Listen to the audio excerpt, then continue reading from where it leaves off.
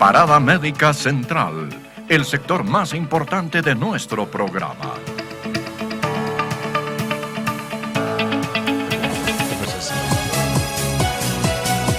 Bueno, mamá, ahora sí queremos hablar de un tema especial. Les decíamos que en Parada Médica nosotros reunimos todas las llamadas que hacen al Facebook, al WhatsApp, al correo, a nuestro correo electrónico que es consultas@paradamedica.com, las llamaditas de todos los días que pasamos acá, que recibimos en los teléfonos, etcétera, y hacemos una base de datos. Y en base a esa base de datos, mamá, hay preguntas que no son las más numerosas, no son resfríos, no son diarreas, no son dolores de cabeza, que son tan frecuentes, ¿no es cierto? Pero hay enfermedades que realmente se caracterizan porque no son muy comunes, pero que vale la pena mencionarlas. Y en esta oportunidad tenemos primero un video de introducción para las enfermedades poco comunes y después vamos a hablar un poquitito de lo que es el labio leporino, otro poquito de lo que es la enfermedad de Guillain-Barré y vamos a hablar un poquito más de lo que es el autismo. Hay muchas dudas y la verdad que a medida que va pasando el tiempo se van diagnosticando cada vez más niños autistas porque el espectro de niño autista es muy amplio. Entonces vamos con el video de introducción que tenemos en este momento para ustedes.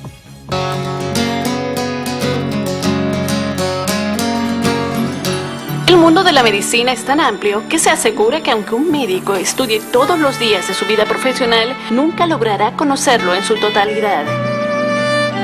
Existen algunas enfermedades o alteraciones que, sin ser muy comunes, merecen ser mencionados en algún momento a la población, la que al no enterarse de su existencia, corre el riesgo de no poder tratarla o evitarla oportunamente. En esta oportunidad mencionaremos algunas de ellas. Autismo. El autismo es una alteración genética poco común que afecta más a los varoncitos y cuya severidad es muy variable. Los rasgos característicos comienzan a ser evidentes alrededor del cuarto mes, en que los padres observan un bebé que no muestra ninguna respuesta a estímulos visuales, sonoros ni sociales y con movimientos raros y repetitivos. Una forma de autismo es el síndrome de Asperger, en el que los afectados tienen cocientes intelectuales muy elevados, pero con rasgos obsesivos. Bill Gates se supone que padece de este síndrome de Asperger, y Albert Einstein e Isaac Newton también lo padecieron. Labio leporino. Una de las malformaciones congénitas más frecuentes, 15%, que pueden presentarse desde una separación del labio superior, apenas visible, hasta la separación del labio, dientes y paladar. Su tratamiento es siempre quirúrgico, dependiendo de la gravedad de cada caso. Enfermedad de Guillain-Barré. Otra enfermedad poco común en la que el sistema de defensas del cuerpo ataca por error a los nervios de ese organismo, debilitándolo de tal forma que puede llevar a la muerte por asfixia. En este programa, el Dr. Parada nos hablará de estos problemas. Pongan atención y prepárense para hacer sus preguntas en el sector de consultas que viene después. Adelante, doctor.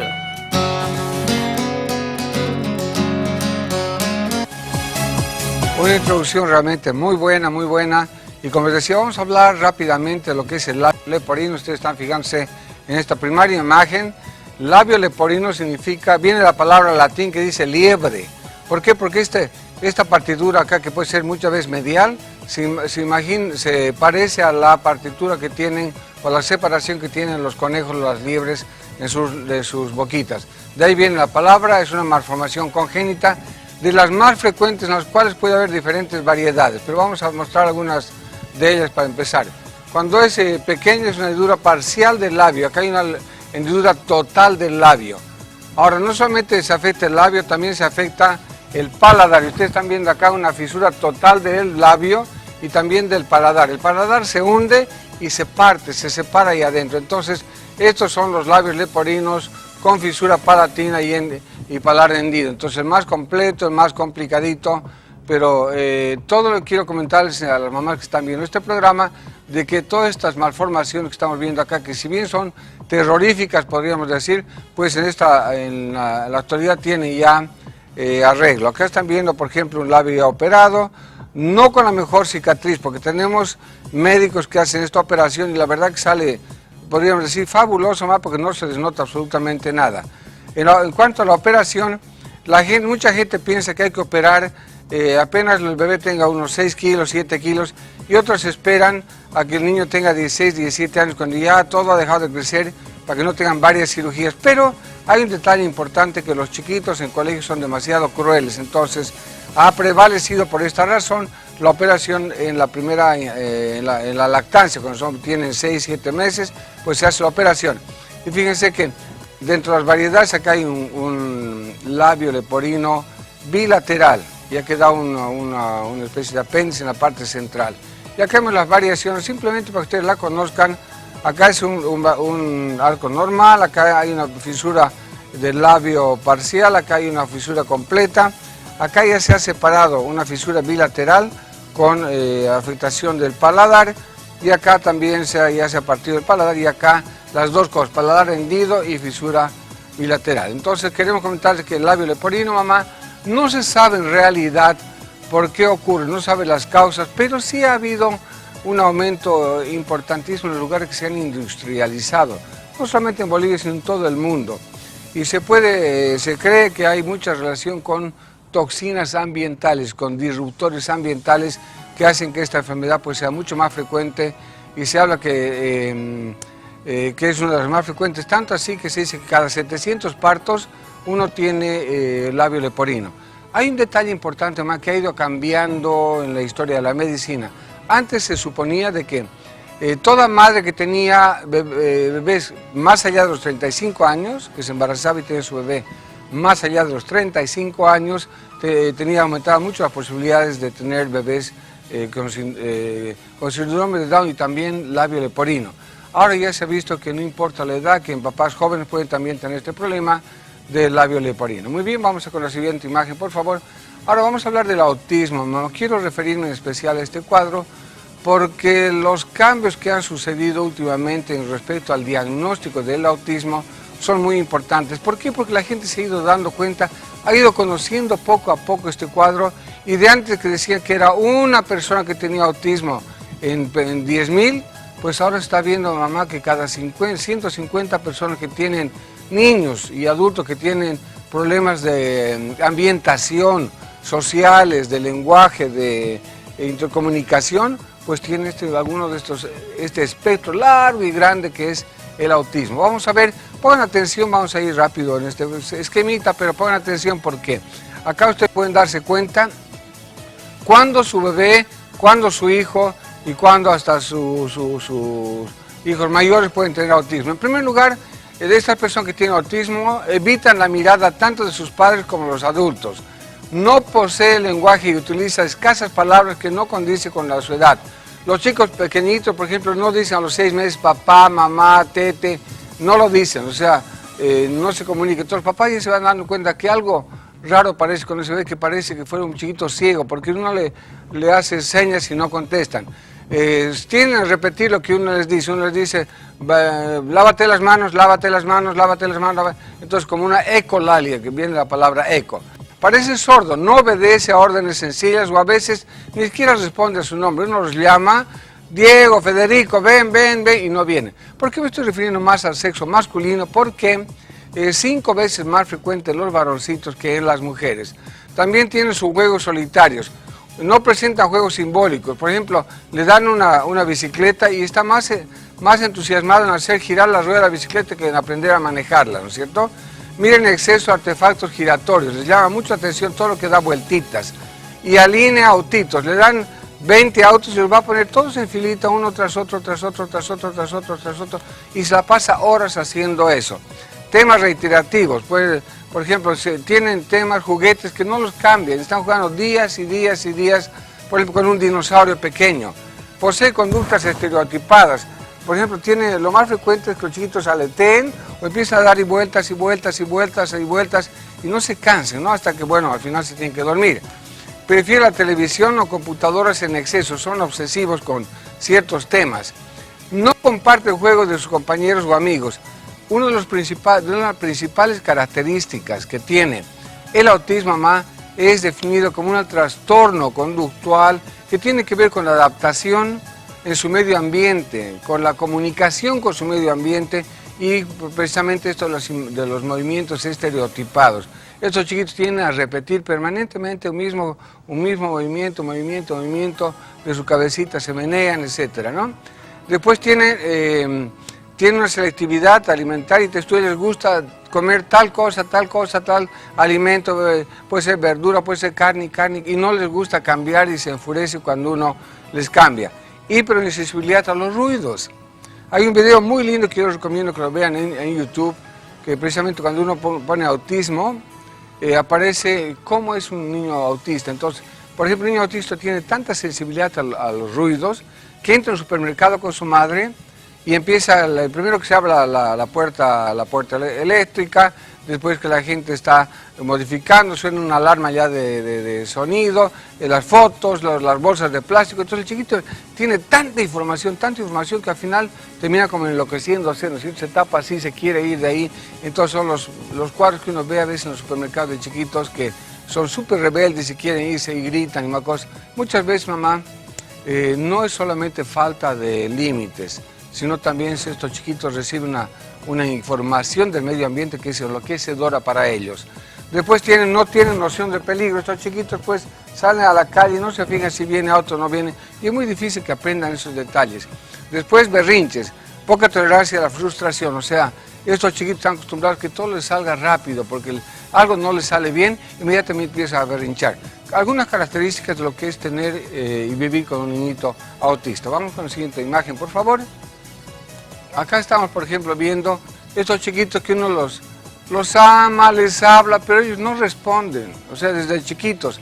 Y muchos chicos van aprendiendo cosas a medida que van creciendo y después se empiezan a olvidar. Una pena, mamá, porque esto es demasiado frustrante para los padres.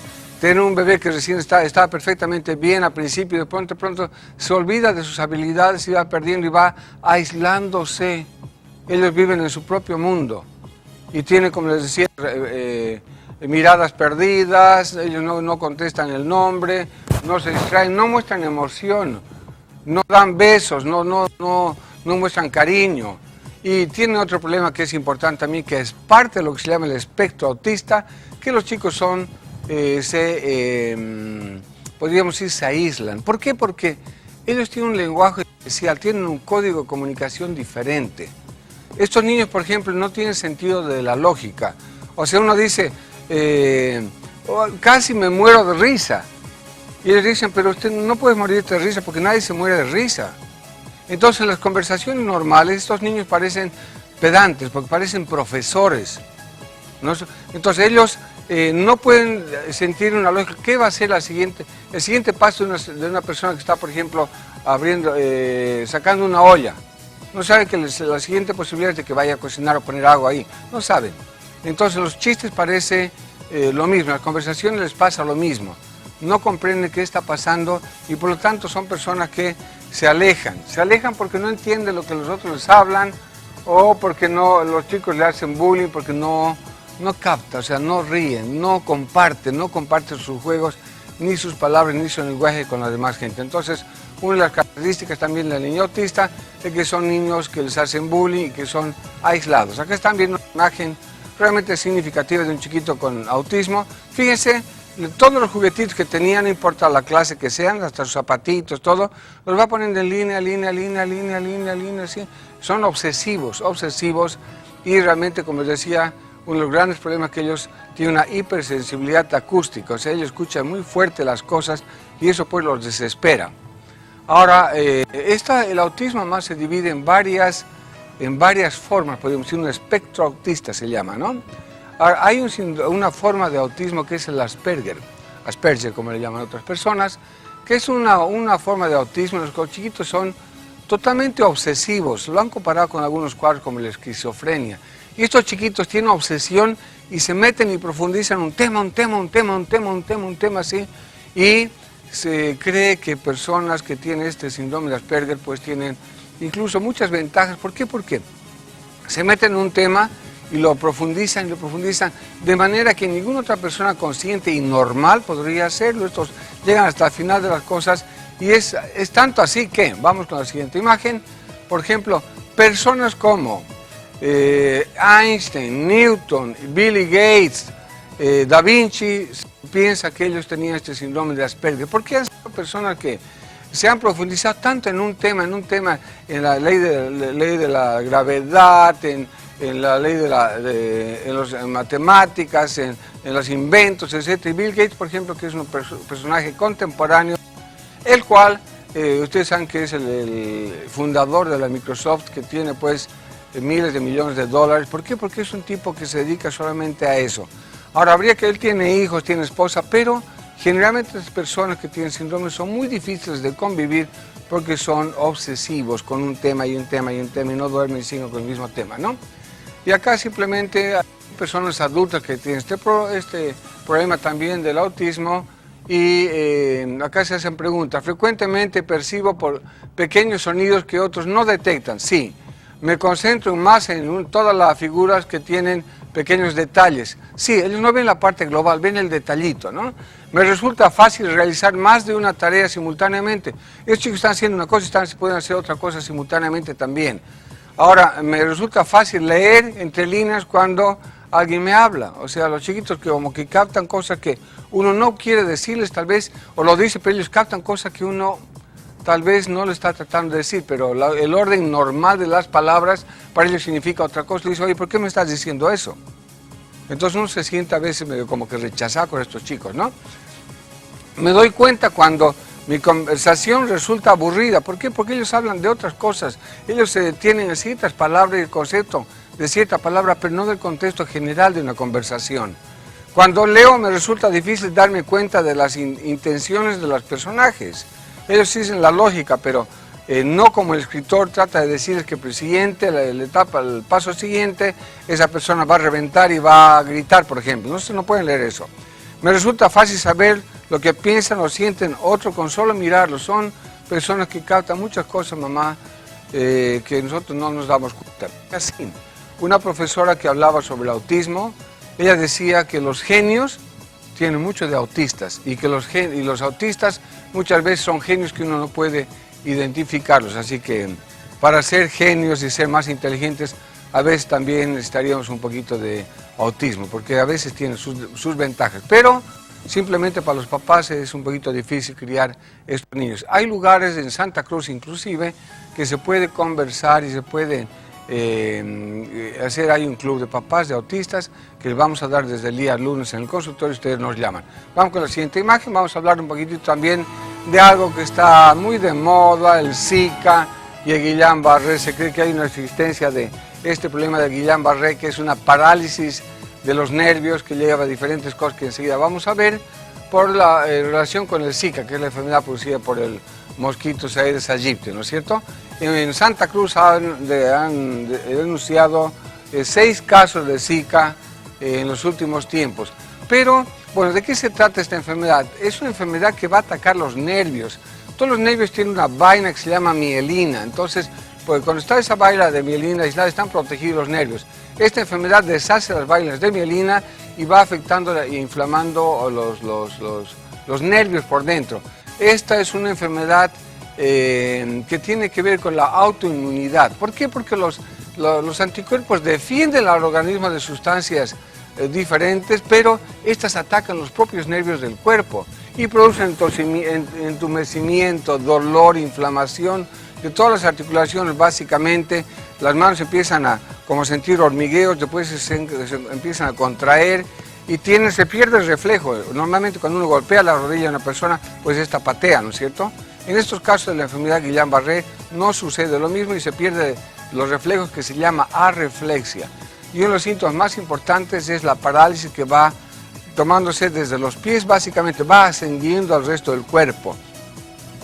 Los pies empiezan a entumecer, a perder la sensibilidad y a tener contracturas. Fíjense, los que han tenido alguna vez contracciones de sus pies se dan cuenta que esto es terriblemente doloroso y molestoso.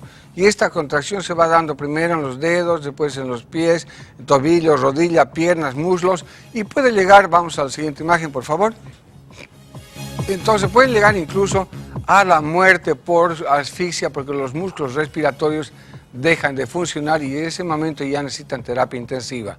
El tratamiento con la aplicación de inmunoglobulinas puede ser prometedor y también la plasmaféresis, es decir, pasar plasma de una persona a otra para precisamente combatir, contrarrestar los efectos de los anticuerpos que hay ahí. La fisioterapia y obviamente si se relaciona al síndrome de Guillain-Barré o enfermedad de Guillain-Barré con la picadura del mosquito, evita las picaduras. También se ha hablado mucho de la microcefalia, que también produce la enfermedad de Zika, pero esto está todavía en investigación. Pero simplemente decir que la microcefalia puede ser también producida por la toxoplasmosis, por el Chagas, por la rubeola, por el herpes, etc. Entonces, la microcefalia no tiene como única expresión la microcefalia, o sea, el Zika, ¿no? Entonces, hay muchos chicos que tienen microcefalia y por diferentes razones, como les decía, el citomegalovirus, el Chagas, Torch, etcétera, que hacen que se meten en la cabecita pequeña y tengan un retardo mental, que no pueden hablar bien, que no pueden ver bien, sordera, etcétera, etcétera. Pero lo que sí está relacionado es que han aumentado los casos del síndrome de Guillain-Barré cuando se ha detectado el Zika. Tal vez lo está estudiando mejor. Una charla muy comprimida de lo que tenemos en Parada Médica Central y ahora vamos a irnos a un pequeño corte y vayan preparando sus papel, sus lápiz para hacer preguntitas en el sector que viene enseguida, que es el sector de consultas. Gracias por la audiencia, espérenos un poquito, vamos a un pequeño corte y enseguida volvemos con más de Parada Médica.